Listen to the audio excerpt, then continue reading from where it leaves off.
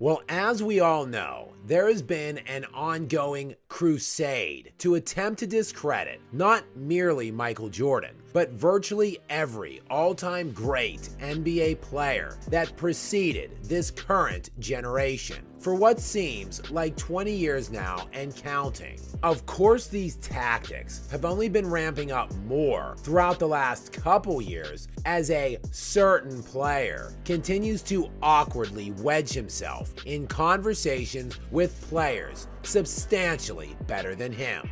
The flimsy and pathetic motivations behind this ongoing quest to destroy previous eras could not possibly be more transparent. And sure, these tactics are, at their core, just a microcosm of the generational inadequacies felt by the underwhelming era of teenagers and early 20-year-olds populating society as a whole these days. But more specifically, it is a thinly veiled attempt to hoist up those soft, petulant children's personal god and savior, LeBron James. A guy who embodies all of their characteristics: mentally weak, entitled, rejecting the premise of overcoming challenges or hardships, and instead opting to just take things he never earned and doesn't deserve.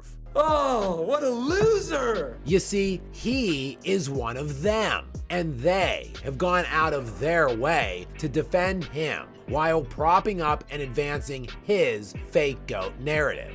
It is undeniable he has fallen hilariously short of any metric used to gauge players of previous times. So the answer for them is simple: discredit those players by attacking the times they played in, painting their eras as weaker and easier. Of course, this couldn't be any further from the truth, as the NBA has been getting nothing but easier, specifically over this last decade. And the original talking points were that those previous eras didn't have the level of athleticism of players today.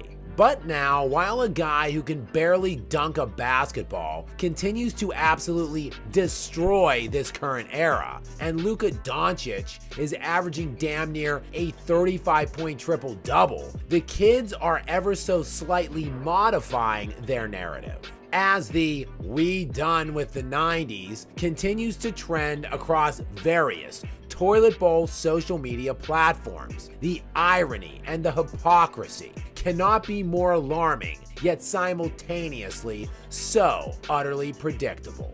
The trend began by seeking out footage of Jordan from the late 80s and early 90s and exposing him for his lack of a left hand.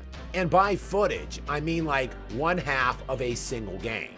And of course, as the scoring continues to ramp up to sky-high levels in today's era, sitting currently at 115.1 points per game, which is the highest in modern NBA history. Many ignorant and uninformed casual observers might assume that this is simply because of the immense skill set of today's players as compared to those previous eras. But Kobe Bryant scored more points on a higher shooting percentage in his 17th season than he did in his 8th year in the league at the age of 25, while Steph Curry is now averaging more points per game today at 35 years of age than he did 9 years ago in his first league MVP season. You see, in reality, the NBA has been depreciating and getting markedly easier.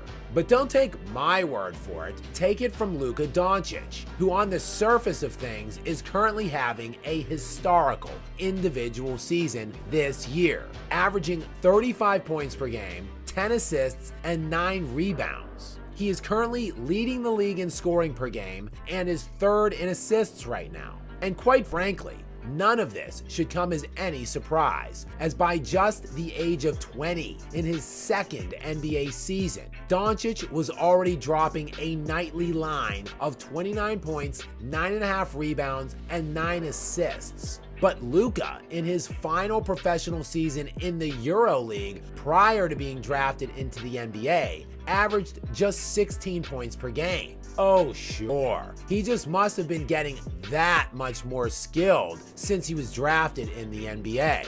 Well, not exactly, as just 2 years ago, Dončić went on record in discussing the ease of scoring in the NBA, saying, quote, "I would say that scoring is easier in the NBA because of the different rules and the amount of space. Scoring 30 points in a EuroLeague game, it's harder than in an NBA game, 100%. And that brings us to the self-proclaimed king, the media creation, the guy for which this ignorant and hypocritical "we done with the 90s" trend began in the first place. You see, in the 90s, where average nightly scoring was roughly 15 points below what it is today, there was actually such a thing as defensive opposition, restriction to the basket, and lack of free movement around the court. And yet, despite the unprecedented ease of scoring resulting in the historical point explosion where Nikola Jokic is setting all-time records for advanced analytic efficiency, LeBron James was still incapable of shooting any higher than 37% for his career on anything but layups and dunks. It's a complete crap. The all-time turnovers king, boasting nearly 600 more than second place in that field, also has missed nearly 500 more shots in the playoffs than anyone ever. But make no mistake, the underlying reason these scrub influencers have to crawl on TikTok to push their lies in a tapestry of feces, resulting in this most recent "we done with the 90s" push, isn't because of all of those playoff misses by the bagless one, just primarily all of those misses in games and situations that mattered most. So here's your reminder, scrubs. In the final 25 seconds of the fourth quarter or overtime in his playoff career, on potential game-tying or go-ahead shots, Michael Jordan was 10 of 19 overall.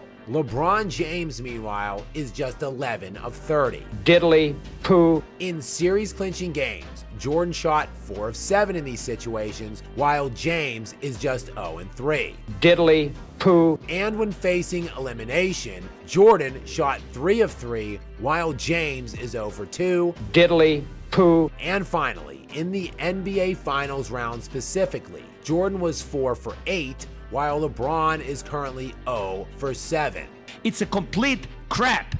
And again, let us not forget about the Brick King's tiny performance in the clutch time during the NBA Finals, where in the final 2 minutes of one-possession games, LeBron is shooting just 8 of 29 for his career, while his teams are only 10 and 11 in those games. So do not be fooled or lose sight for the real impetus behind this latest trending bit of nonsense. The true reason that the 90s and various other eras remain under fire by this current generation is because of their overwhelming, humiliating desire to overcompensate for their loser heroes' inadequacies that they themselves so closely identify with.